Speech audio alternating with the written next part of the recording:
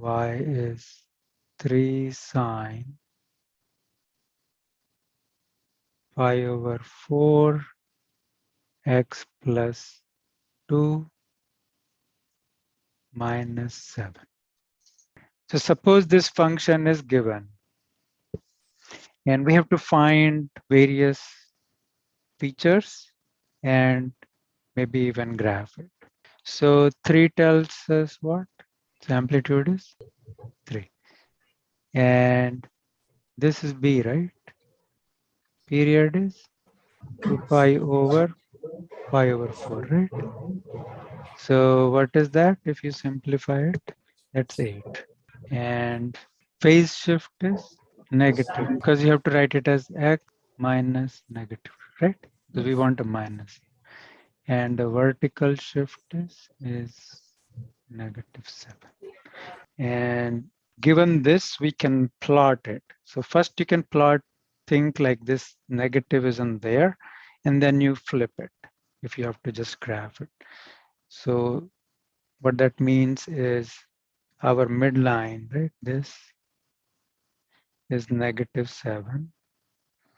And then, so if you just ignore the negative for the moment, then amplitude is 3. So 1, 2, 3 from here, right? So negative 7, 3 more is negative 4, and 3 below is negative 10.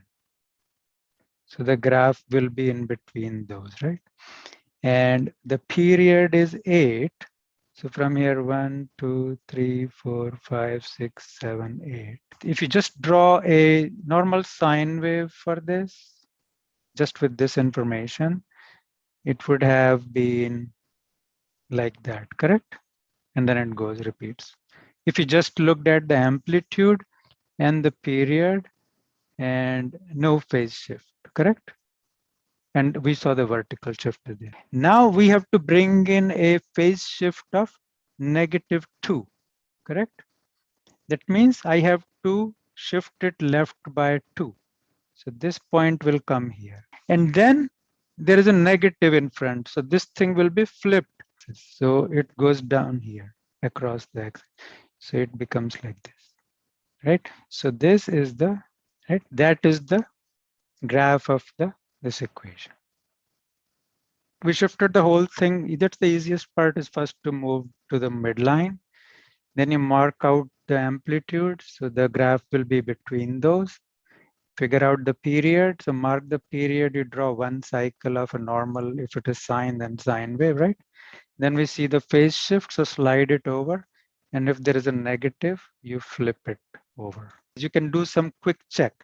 So if this is negative 3 times sine, right? So sine goes 1 to negative 1. Highest is 1, lowest is negative 1. So if you're multiplying it by negative 3, it will go from negative 3 to positive 3, correct? So if you add negative 3 to negative 7, you should get negative 10, which you can see here. And if you have positive 3 and negative 7, you got negative 4. So you can do some quick checks like that to verify. You can also check, for example, what should happen when x is 0? If I plug in x as 0, what do you get? You get, this is 0, so this is 2. Pi over 4 times 2 is pi over 2. And sine pi over 2 is, 1. So if this whole thing is 1 times negative 3 and negative 7 is negative 10. So at 0, it should be negative 10, which is correct. So you can try out a basic, like plug in something and see if you got it right. That's a way you can check. Right? Because if you got something misplaced, then the graph will be different. Suppose you forgot to do this negative, then you would get negative 4, not negative 10. Right? Then you'll say, oh, something's not right. I forgot something. Then you can check again.